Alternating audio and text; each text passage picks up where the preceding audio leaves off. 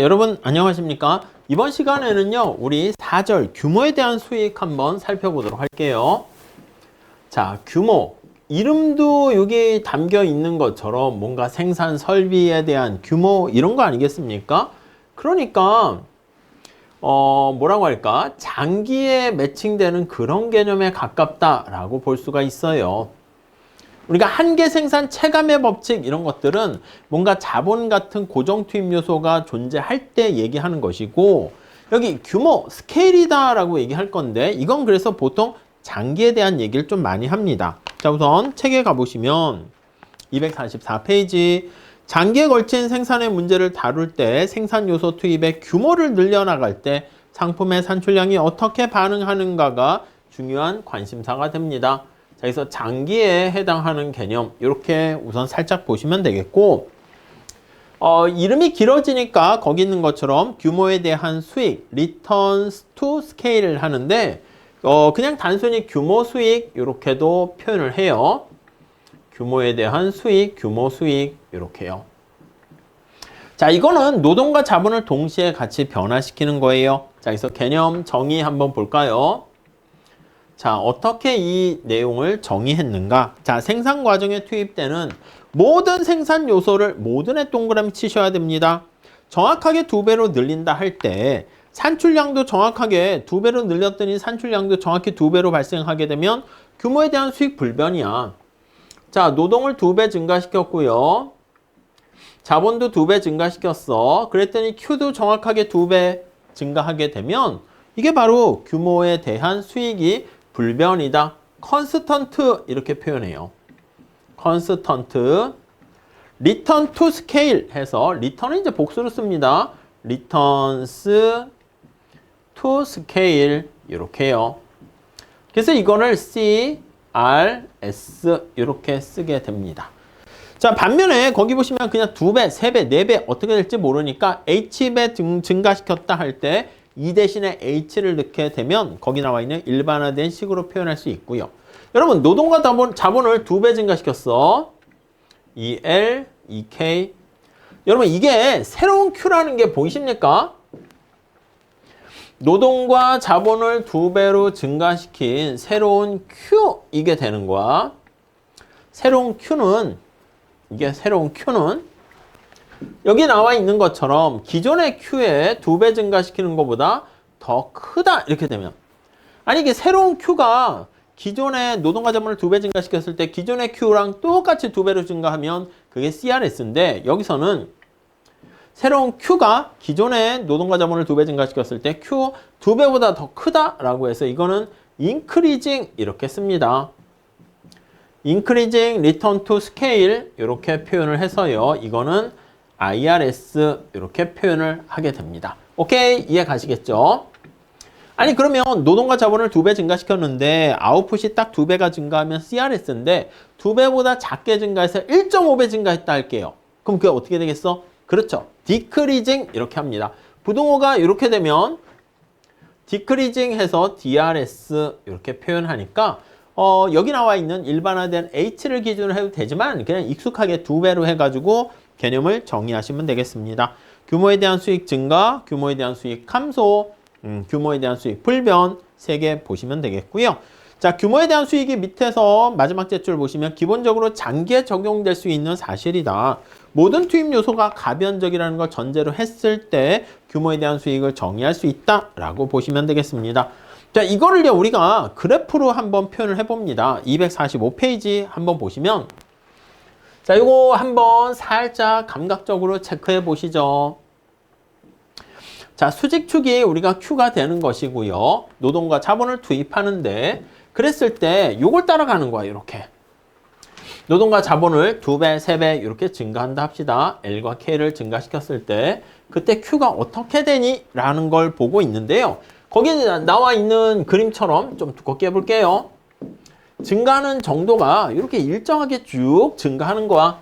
예, 그림이 보여지십니까? 그래서 거기에 나와 있는 이런 식으로 모양이 되어 있어 가지고요. 증가하는 정도가 일정해요. 자, 그러면 살짝 감을 잡아 보세요. 노동과 자본을 2배, 3배 이렇게 증가시켰는데 아웃풋이 높이가 일정하게 이렇게 증가하는 경우 이게 바로 CRS에 해당하는 것입니다. 자, 10, 20, 30 이렇게 됐죠. 자, 밑에 우리 여기 밑에 우리 이렇게 한번 봅시다. L과 K의 표현을 해가지고 요 궤적을 따라서 일정하게 증가합니다. 요거 점선을 따라 일정하게 증가했는데 등량 곡선의 형태가 네, 이렇게 변하는 거죠. 형태가 이렇게 10, 20, 30 여기가 10, 20, 30 아니 여기 노동과 자본을 투입하는데 여기 보시면요. 요렇게 요렇게 요렇게 요렇게 요렇게 요렇게 자, ABC를 따라간다 해볼게요. 여기를 따라서 A 여기 B, C 따라가요. 여기 A, B, C 여기 등량 곡선이 이런 식으로 있는 거야. 이해 가시죠?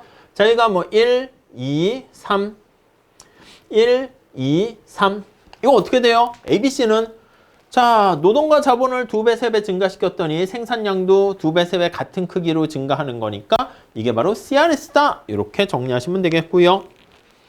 자, 반면에 우리 다음 페이지에 그래프랑 같이 연결해서 보시면 좋겠는데 규모에 대한 수익 체감 불변 잘 나와 있고 체감, 체증 먼저 한번 볼까? 체증으로 한번 해볼게요. 여러분 체증이면 여기다가 그림을 그릴게요. 이렇게 그려봅시다. 아, 그냥 직선 선으로 해볼까? 아이고, 선으로 한번 해볼까요? 이렇게 한번 봅시다. 직선으로 이렇게 이렇게 이렇게 여기도 한번 해볼게요. 이렇게 똑같이 있어.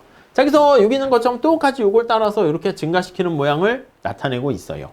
자, 근데 높이가 이게 빠르게 증가하는 거야. 빠르게 생산량이 증가해서 모양이 이렇게 엄청나게 급경사에 있는 이렇게 절벽 생각하시면 돼요. 그래서 10, 20, 30 여기 있는데 여기 10, 20, 30 막 이런 식으로 돼 있는 거야. 30 이런 식으로. 자, 그래서 거길 보시면 높이로 기준할게요.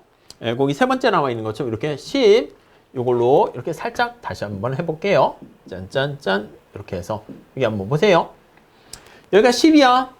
20이 여기, 30이 여기 이렇게 되는데 높이를 보니까 여기는 좁고 더 좁고 느낌이 이해 가십니까? 여기 등량 곡선으로 표현하는데 여기가 처음에 이렇게 있다가 점차 더 촘촘해지는 모습을 우리가 상상할 수가 있게 됩니다. 자, 그래서 X와 Y를 투입했을 때 여기 나와 있는 투입 비율을 나타내는 건데요.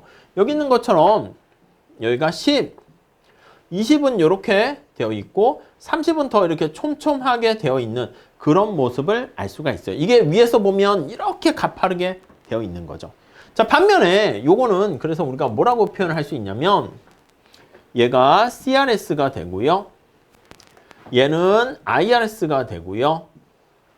얘는 DRS 이렇게 되는 거 알 수 있어요. 그럼 얘는 어떻게 생겼습니까? 하면 이렇게 약간 완만하게 증가하는 이런 형태의 모습을 보이고 있고요. 자, 동일한 높이를 나타내는 10, 20, 30 하게 되면 여기 나와 있는 게 점점점 벌어지게 되는 여기가 등량 곡선이 벌어지게 되는 모습을 그릴 수 있습니다.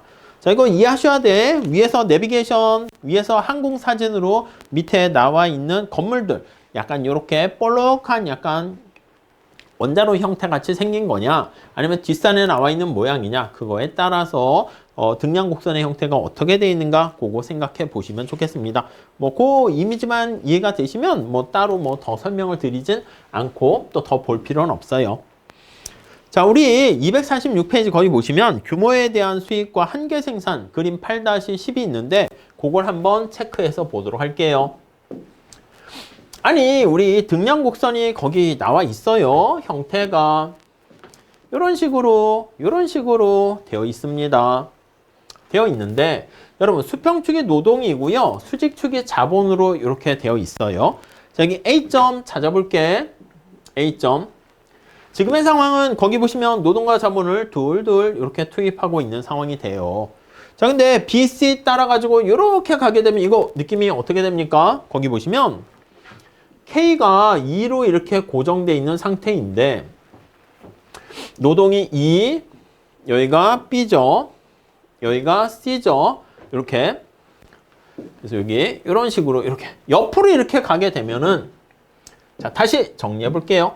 여기서 옆으로부터 이런 식으로 가게 되면은 이게 뭐라고요? 그래요. 거기 보시면 K는 고정됐잖아. K는 고정된 상태에서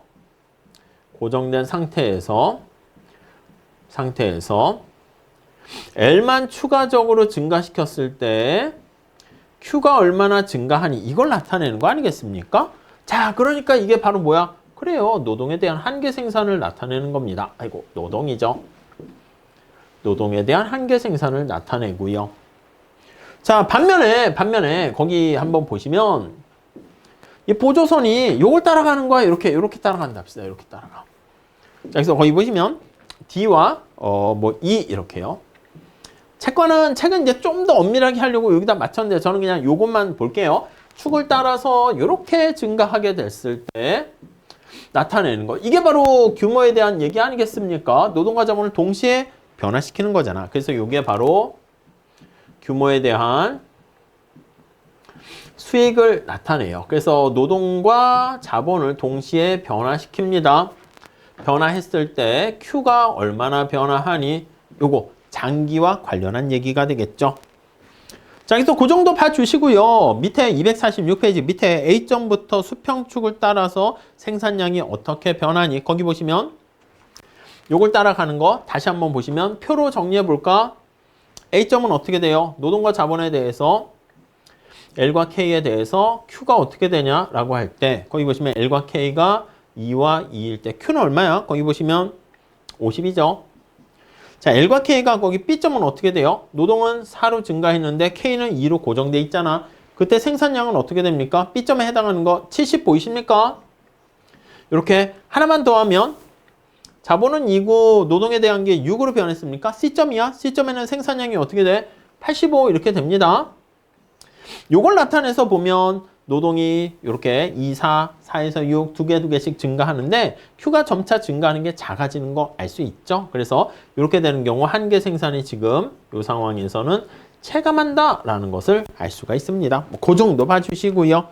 자, 그 다음에 247페이지 가보시면요. 첫 번째 줄에 노동의 투입량을 똑같은 폭으로 늘려나가는 결과 처음에 산출량이 20만큼 증가했다가 그 다음 15 점차 줄어들어서 세 번째 줄에 한계 생산이 체감한다. 그거를 파악할 수 있고요. 자, 그 다음에 두 번째 단락 봅시다. 한계 생산과 달리 규모의 수익은 여기 보시면 노동과 자본을 동시에 변화시키는 거잖아요. 그래서 모든 생산 요소를 물론 동일한 비율로 변화시켜야 됩니다. 다른 비율로 한다. 이렇게도 할 수 있는데 그렇게 되면 얘가 복잡해지니까 모든 생산 요소, 투입 요소를 동일한 비율로 2배, 3배 이렇게 같은 비율로 증가시. 오케이. 이렇게 증가시. 그때 Q가 어떻게 되는가? 이걸 나타내고요. 원점을 통과하는 방사선 그걸 보시면 될 것 같습니다. 네, 그 정도 정리하시죠. 거기서는 2배, 3배 증가시켰더니 Q도 같은 비율로 증가한다 해서 규모에 대한 수익 불변 알 수가 있습니다. 자, 요거와 관련해서 우리 구체적으로 생산함수 가지고 한번 볼게요. 두 번째. 콥다글라스 생산함수 한번 볼게요. 효용함수도 마찬가지입니다. 콥다글라스 효용함수 그거를 생산함수 그대로 여기에 가져올 수 있습니다. 자, 5장에서 어떤 함수에 대해서 알차 동차 함수라는 거 봤어요. 그래서 자, 거기 보시면 X와 Z, 뭐 노동과 자본으로 해도 될 것 같은데 K, L, K 자본 이렇게 표현했을 때 일반화 시키려고 표현을 했는데 그냥 노동과 자본으로 쓰시죠. 자, 그랬을 때 거기 보시면 얘가 Q 아니겠습니까? 노동과 자본에 대한 거기 보시면 K에서 R 이렇게 됩니다. 자, L과 K를 동시에 변화시켰을 때 예전의 생산량에 대해서 R이 1이 되면 K의 비율로 증가하잖아요. 자, 그래서 요거를 우리가 R차, 1차, 2차 그거 생각하시면 됩니다. R차 동차 생산함수 이렇게 표현하게 되는데 자, 그때 여기 나와 있는 것처럼 바로 5-5 바로 밑에 한번 볼게요. R이 1이면 아니 여기서 만약에 R이 1이면 만약에 자, 그러면 R이 1이면 어떻게 됩니까? 하면요. K에다가 2를 넣어도 되고 그냥 K로 할게요. 자, 그러면 노동을 K배 증가시키고 자본을 K배 증가시키고 R이 1이니까 전체 생산량이 K 이렇게 되는 겁니다. 예, FLK가 Q 이렇게 되니까. 여기서 R이 1이면요. 이때 생산함수는 어떻게 된다? CRS 규모에 대한 보수 불변 이렇게 되고요. 1보다 크면 R이 1보다 크면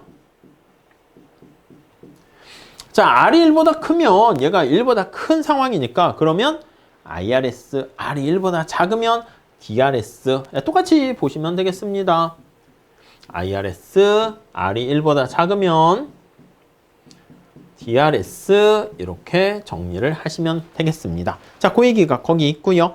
자, 우리가 생산함수에서 콥더글라스 생산함수를 많이 쓰는데 밑에 각주 17번에 보시면 아니 우리가 이 모든 것들을 다 일반적으로 특별한 경우 빼놓고는 콥더글라스 생산함수를 상정하게 되는 것은 두 사람들의 실증 연구를 통해서 공장에 가서 봤어요. 뒤에 나중에 얘기하겠지만 노동과 자본가가 가져가는 여러 가지 기여도만큼 노동과 자본이 노동소득, 자본소득을 분배할 때 보니까 뭔가 일정한 특성을 보이는 거야. 이게 뭐 시간이 지남에 따라서 전체 파이가 있는데 노동자가 가져가는 분배목과 자본가가 가져가는 분배목 약간 뭐 그런 거 있잖아. 눈꽃성이의 결정체라든가 뭐 전에 말씀드린 잠자리의 날개 무슨 뭐 프랙탈 이런 거 보면 뭔가 자연이 어떤 특정한 규칙에 따라서 변화하는 걸 알 수가 있어요. 그것처럼 전체 파이에서 노동이 차지하는 비율이 한 70%, 자본가가 가져가는 게 한 30%, 이게 일정하게 변하지 않는다. 그렇게 전제로 했을 때는요. 아니 이런 상황이 실제 공장에서 일어난다니까. 그래서 요걸 이제 더글라스라는 학자가 약간 발견해냈는데 수학으로 좀 요걸 함수를 만들려고 했는데 좀 수학적인 그게 좀 딸렸나 봐. 근데 연구실 맞은편에 콥이라는 수학자가 있어가지고 야 이거 같이 좀 해보면 어때? 해가지고 둘이 같이 만들어낸 생산함수가 콥더글라스 생산함수예요. 그래서 가장 널리 많이 사용된다 이렇게 보시면 되겠고요. 좀 더 구체적인 생산함수 형태로 할 때는요. 이거를요. 248페이지 가보시면 이렇게 나타냅니다. A에다가 노동의 알파, 자본의 베타 이렇게 많이 나타내고요. A가 이제 약간 기술을 나타내는 것이고 A, 알파, 베타는 다 양의 값을 갖게 됩니다. 요걸 조금 더 1차 동차 생산함수로 표현하면 알파 플러스 베타가 1인 경우를 얘기합니다. 그게 1차 동차가 되는 것인데 그랬을 때는 노동의 알파, K의 1-알파 이렇게 되는 거 알 수가 있어요. 자, 그래서 거기 보시면 8-10씩 그거 우리가 체크할 수 있고요. 자, 이때는 노동과 자본을 H배 2배 늘렸다 그러면 생산량도 정확하게 H배 나타나게 되는 거 알 수 있네요. 자, 좀 더 일반화시키면 A 이렇게 돼 있고요. A를 1이라 할게 1로 합시다. 책에서도 1로 돼 있으니까. 자, 그리고 노동의 0.5, 2분의 1, 자본의 2분의 1 이렇게 정리를 하시면 되겠어요.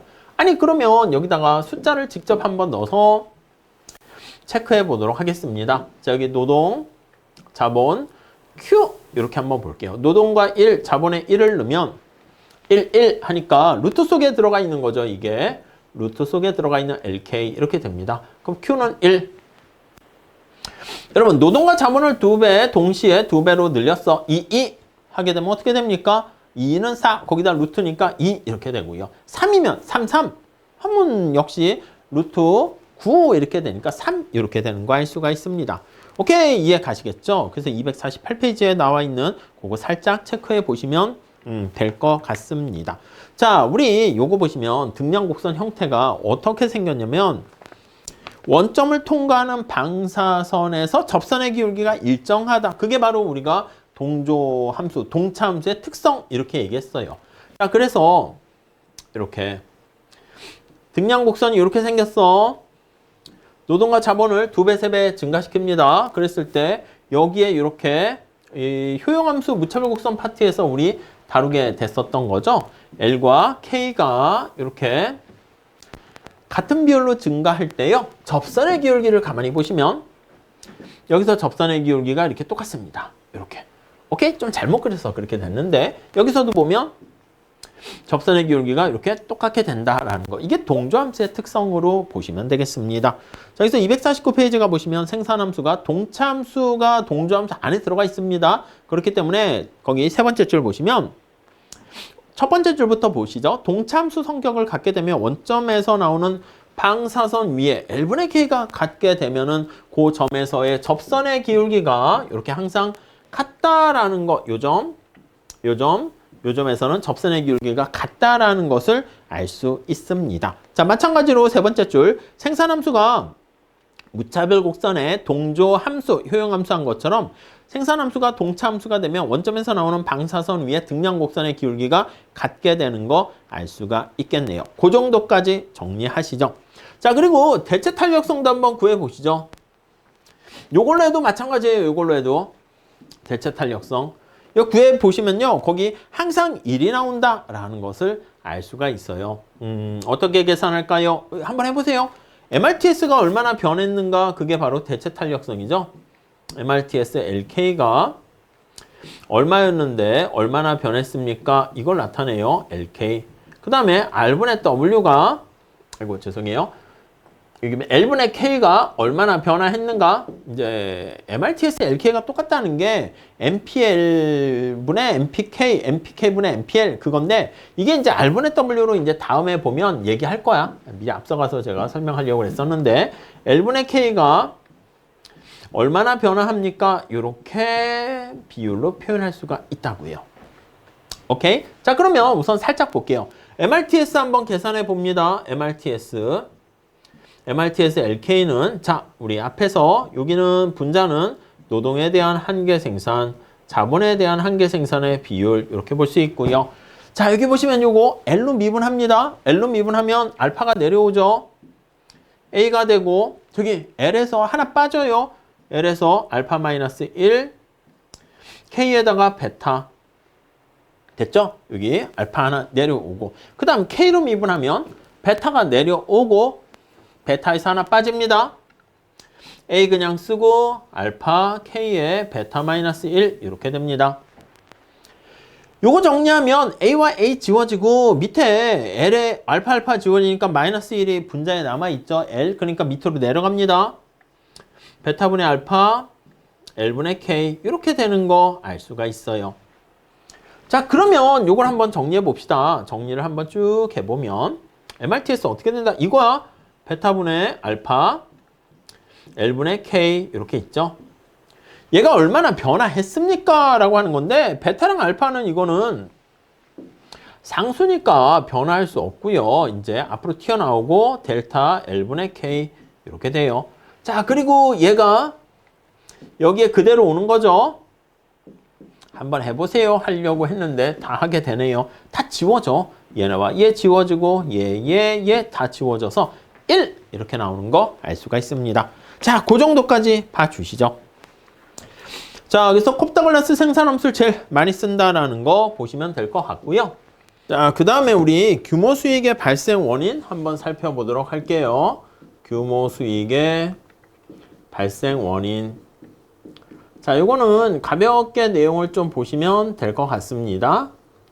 자, 우선 첫 번째 줄 보시면은 아니 규모 수익이 어쩔 때는 체증하는 IRS가 되고요. 어쩔 때는 불변 CRS, 어쩔 때는 체감 DRS 되는가 그걸 볼 거예요. 자, IRS는 인풋 대비 아웃풋이 크게 증가하는 것이고요.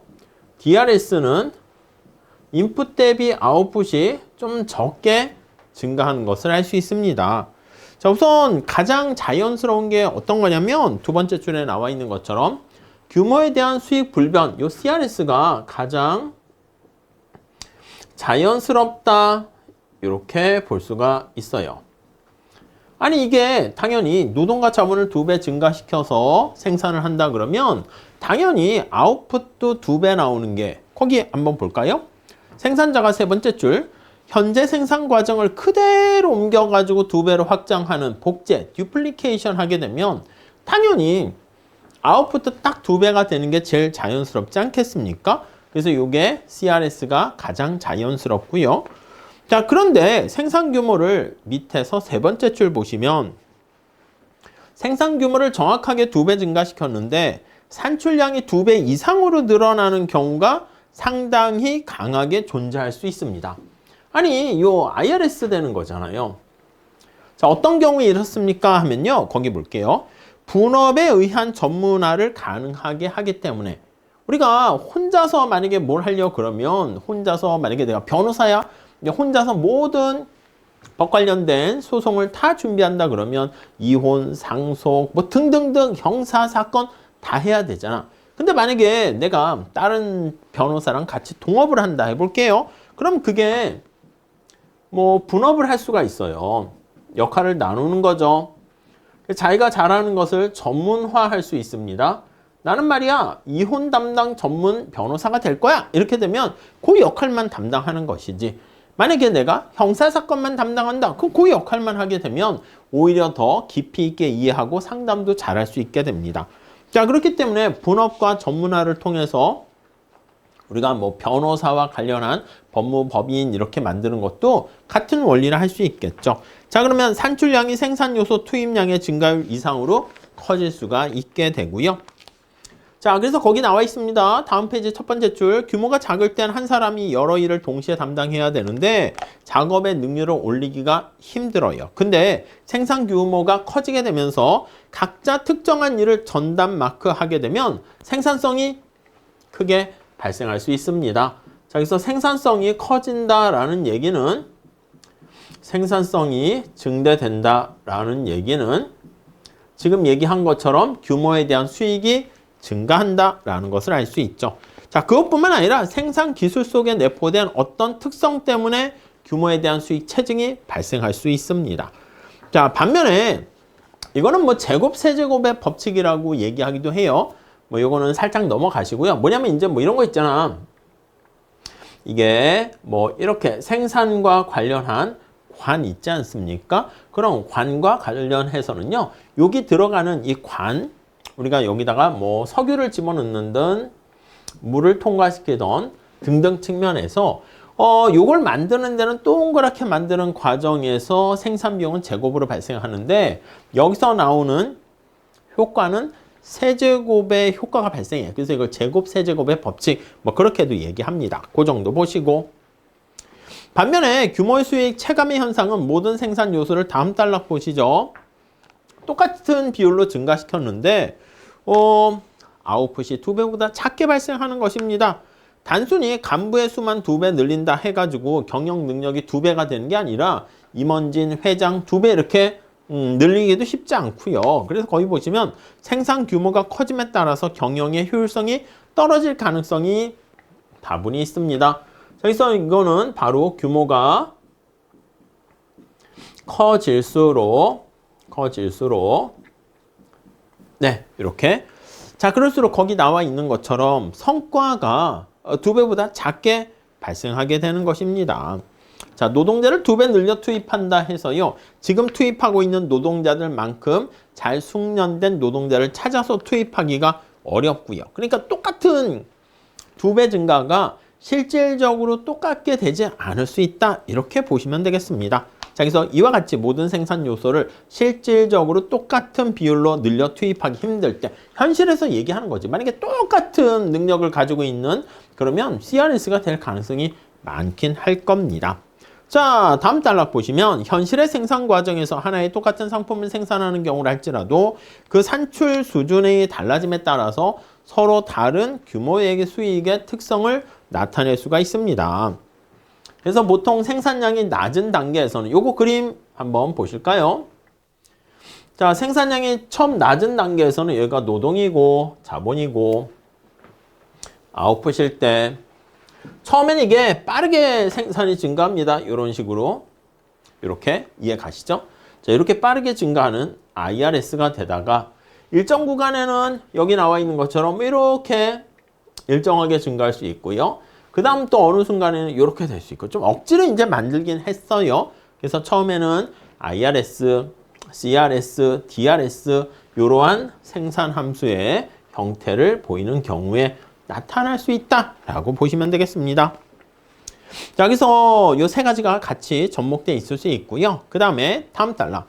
규모의 수익 개념은 경제 정책 측면에서도 매우 유용하게 활용될 수 있는데 주로 뒤에 보면 어떤 거 할 때 얘기합니까 하면요. 요거 아니 어떤 한 기업이 생산을 대량으로 하다 보니까 비용 절감 효과가 발생해서 생산량이 증대하게 되면 앞서가서 성공하는 그런 기업을 뒤따라가는 경쟁업체 후발업자가 따라갈 수가 없어요. 그래서 거기 볼게요.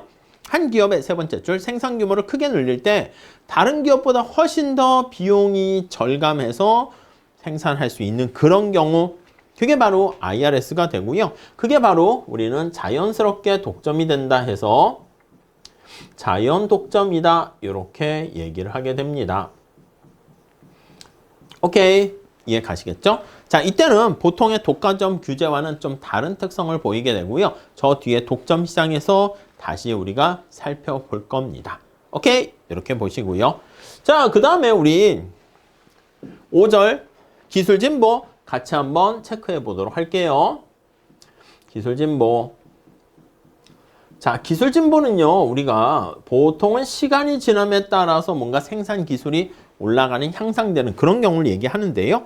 자, 우선 기술 진보의 의미 한번 체크해 볼게요. 의미. 자, 우선 첫 번째 줄 볼게요. 어떤 기업 또는 경제에서 생산의 증대가 두 가지 이유 중에 하나 또는 양자 모두에 있어서 발생할 수가 있어요. 뭐냐면 하나는 생산 과정에 투입되는 생산 요소의 양이 증가하는 것이고요. 그렇지. 여기 보시면 생산함수 이렇게 우리 얘기합니다. 이렇게 있을 때 L과 K가 증가해 가지고요. 이렇게 Q가 증가할 수가 있습니다. L만 증가하고 Q는 고정되어 있는 단기, L과 K가 같이 증가하는 장기 그렇게 볼 수가 있죠. 그래서 여기 보시면 생산 요소에 대한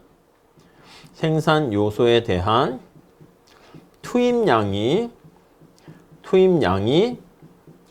증가되었을 때 아웃풋이 Q가 증가하는 경우 이거가 있고요. 또 하나는요. 이게 양적으로 증가하는 겁니다. 또 하나는요. 251페이지. 자, 생산 요소의 투입량의 증가는 없는데요. 생산 요소가 사용되는 방법, 요거 A라고 표현할게요. 뭔가 새로운 생산성이 올라가는 방법에 의해서 얘가 증가하는 그 방법이 있을 거예요. 그게 바로 생산량 증가는 또 다른 방법인데 요 A가 바로 기술이 여기 반영돼 있어서 이걸 기술 진보 이렇게 볼 수가 있겠습니다. 오케이, 두 번째 단락 보실게요. 앞에서 본 생산 함수는 특정한 생산 기술을 전제로 하고 있습니다. 생산 기술의 진보가 생기게 되면 생산 요소 투입량과 산출량 사이의 관계가 변화하게 되는데 그 A, 이게 바로 기술과 관련한 거기 보시면 책에서는 T라고 표현해 놨습니다. 시간이 감에 따라서 요거 T 기술 진보가 일어나는 모습을 반영하고 있습니다. 자, 기술 진보가 고식 8-11식 바로 밑에 보시면 기술 진보가 생겨서 요 A, 요 값이 커지게 되면은 노동과 자본의 투입량의 변화가 없더라도 산출량이 증가하게 되는 거 알 수가 있어요. 아니, 여기 보시면 생산함수 예를 통해서 볼게요. Q가 A가 만약에 1이라고 할게요. 1. 루트 LK라고 합시다. 근데 이게 어떻게 변했냐면 기술 진보로 인해서 얘가 2가 됐다 할게요. LK 이렇게 보시면 되겠습니다.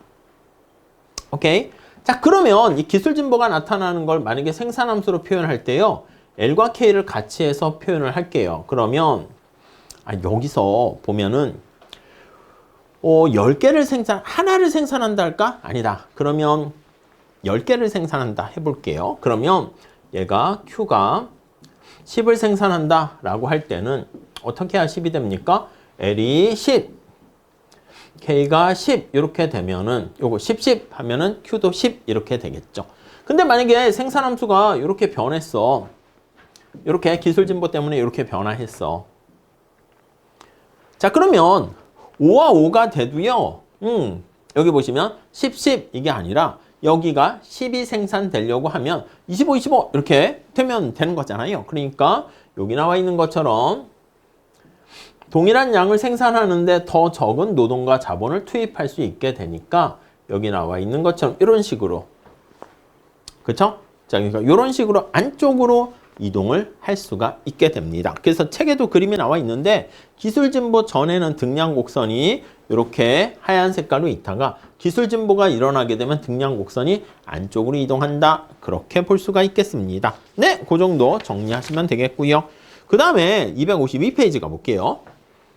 근데 여기서는 기술진보로 인해 가지고 등량곡선의 접선의 기울기가 네, 여기 나와 있는 것처럼 이렇게 너무 두껍네요. 자, 그러면 한 요 정도로 할까요? 이렇게 일정하게 평행하게 되는 경우가 있을 수 있는데요. 이렇게 되면 노동과 자본의 투입 비율이 변하지 않는 거잖아. 그래서 이런 경우로 우리가 중립적 기술진보다 이렇게 표현해요. 중립적인 기술진보. 접선의 기울기 아니겠습니까? 접선의 기울기의 MRTS라고 볼 수 있는데 여기 보시면 이게 L분의 K 그게 변하지 않습니다. 그게 중립적 기술진보이고요. 그럼 다른 기술진보도 있습니까? 예, 252페이지 가보시면 두 번째 줄 A값이 커져서 생산요소 투입량에 아무런 변화가 없이 산출량이 커지게 되면 중립적 기술진보가 되는데 다음 단락 볼까요? 어떤 경우에는 한 요소의 생산성이 특히 더 큰 폭으로 상승하는 경우가 발생할 수 있어요. 자, 밑에 그림을 한번 볼게요. 여긴 기술진보에 관련된 유형이라고 할게요. 그래서 첫 번째는 중립적인 기술진보 이렇게 볼 수가 있고요. 등량곡선 가지고 보시고 생산함수 가지고 보세요. L과 K 똑같은데 그게 아니라 자, 거기 밑에서 제일 마지막 줄 볼까요? 노동 절약적 기술 진보 이렇게 있어요. 노동을 절약하게 되는 절약적 기술 진보. 그러니까 이거는 뭐냐면 자본을 좀 더 많이 쓰는 기술 진보가 되는 거예요. 약간 자본 집약적 그런 얘기죠. 자, 그러면 여기 노동과 자본의 투입 비율이 일정한 상태가 되는 건데요. 자, 밑에 그림을 한번 보시면 알다시피 L과 K가 있는데 기술 진보가 일어났어요. 그랬을 때 여기 노동과 자본의 요 궤적이 있는데 등량곡선이 이렇게 있다가 여기 접선의 기울기 등량곡선이 안쪽으로 이동하는데 거기 보세요 한번 어떤 식으로 변화했냐면 약간 틀어집니다. 이렇게 틀어지면서 이동을 하게 된 거야.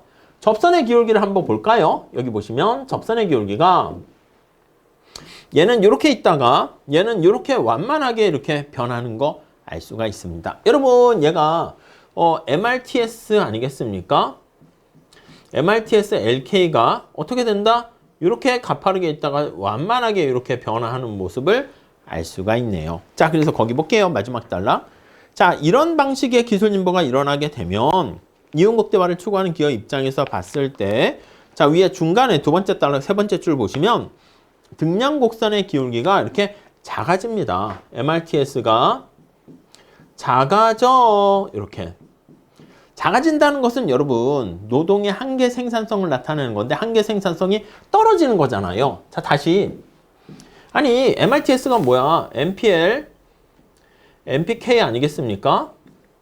근데 여기 보시면 MPL이 이게 작아지는 거야. 그래서 MRTS가 작아지는 거 알 수 있어요. 그럼 노동에 대한 한계 생산이 작아지게 되니까 당연히 노동을 많이 쓰겠어요? 적게 쓰겠어요? 적게 쓰는 거지. 그래서 거기 다시 볼게요. 네 번째 줄. 기술 진보 결과 한계 기술 대체율이 떨어지게 되면, 하락하게 되면, 자, 노동의 한계 생산을 자본의 한계 생산으로 나눈 비율을 한계 기술 대체율인데, 그거 의미를 볼게요. 다시 거기 보시면, 한계 기술 대체율이 체감한다, 작아지는 기술 진보가 일어났다 그러면, 거기 나와 있는 것처럼, 분모인 자본의 한계 생산이 분자인 노동의 한계 생산보다 더 큰 폭. 그러니까 저는 얘가 떨어지는 것만 얘기했는데 얘가 올라가는 걸로 해도 되겠지. 자본이 더 많이 생산성이 올라가고 노동의 생산성이 상대적으로 떨어지게 되는 겁니다. 자, 그럼 당연히 자본의 생산성을 상대적으로 더 크게 만드는 방식으로 기술 진보가 일어났다라고 정리를 하시면 되겠습니다. 오케이, 그 정도 봐주시고요. 자, 그 다음 페이지 한번 볼게요. 자, 254페이지 가보시면은요, 반대로 자본 절약적 기술 진보가 있겠지. 이거는 MRTS가 커지는 거야. 그래서 자본을 더 적게 쓰고 노동을 더 많이 쓰게 되는 기술 진보가 일어났다. 이렇게 보시면 되겠습니다. 오케이? 네, 그 정도 봐주시고요. 자, 그 다음 254페이지 두 번째 단락 볼게요. 일반적으로 새로운 생산 기술은 새로운 생산 시설, 자본재에 체화되어서 인바디드 돼서 도입되는 경우가 많습니다. 그래서 새로운 기계 같은 경우는 더욱 첨단적인 기술을 체화하고 있는 경우가 많이 있죠.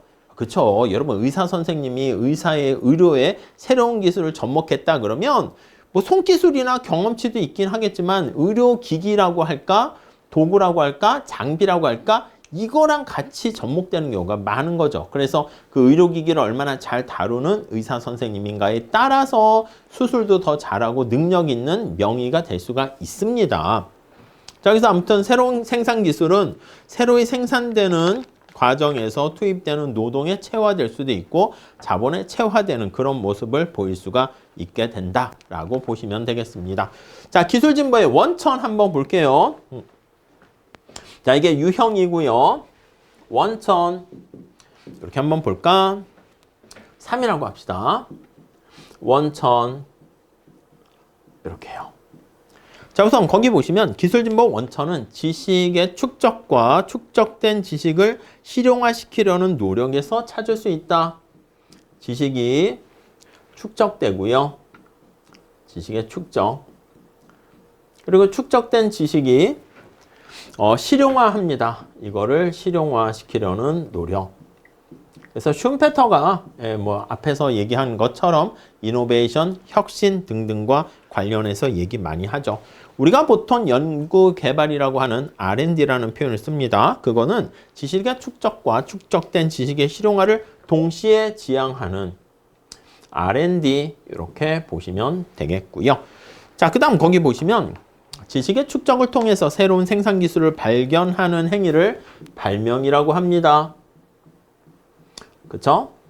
자, 발명. 주로 이제 거기 보시면 토마스 에디슨 같은 사람들, 천재적인 개인적 역량에 의해서 대부분의 주요 발명이 예전엔 이루어졌는데 요즘에는요, 너무 기술 자체가 복잡해져서 그래서 어떤 천재 혼자서 모든 걸 할 수 있지 않고요. 거기 나와 있는 것처럼 대학이나 연구소 같은 순수 연구기관, 기업의 연구 부서에서 이루어지는 경우가 되게 많습니다. 그래서 예전에는 똑똑한 천재 한 명 개인, 요즘에는 팀으로 움직이는 경우가 많이 있습니다. 자, 두 번째 단락. 자, 그러나 새로운 기술, 생산 기술의 발견만으로는 기술 진보가 실제 일어나는 건 아닙니다. 두 번째 줄, 발명은 새로운 생산 기술의 원리만을 이론적으로 제시하는 것이며 이 원리의 실용화를 위한 새로운 생산 기술의 채택은 또 한 단계의 추가적인 노력을 필요로 하게 되고요. 이 실용화의 작업을 우리는 혁신이다 이렇게 얘기합니다. 그래서 뭐 비슷한 맥락으로 보시고요. 이노베이션 이렇게 표현을 하죠. 자, 발명의 주체가 되는 개인 혹은 기업이 새로운 생산 기술의 실용화까지 성취하는 경우도 있지만 발명과 실용화의 주체가 다른 경우도 있게 됩니다. 거의 각주 20번에 보시면 대표적으로 꼽히는 예가 로봇의 기술적인 기초적인 기술을 처음 만든 것은 미국의 연구자들인데 그걸 활용해 가지고 상업적인 성공을 많이 거둔 경우는 또 일본 있다 이렇게 보시면 될 것 같습니다. 자, 그 정도 정리하시면 되겠네요. 자, 그래서 우리가 이 정도까지만 할게요. 기술 혁신 그리고 기술 진보 그런 것까지 해서 생산함수에 반영되는 거 살펴봤습니다. 자, 이렇게 정리하시고요. 다음 시간에 우리 9장 거기서는요. 이 생산의 또 다른 측면에 해당하는 게 바로 비용과 관련된 것이거든요. 비용에 대해서 같이 공부하도록 하겠습니다. 감사합니다.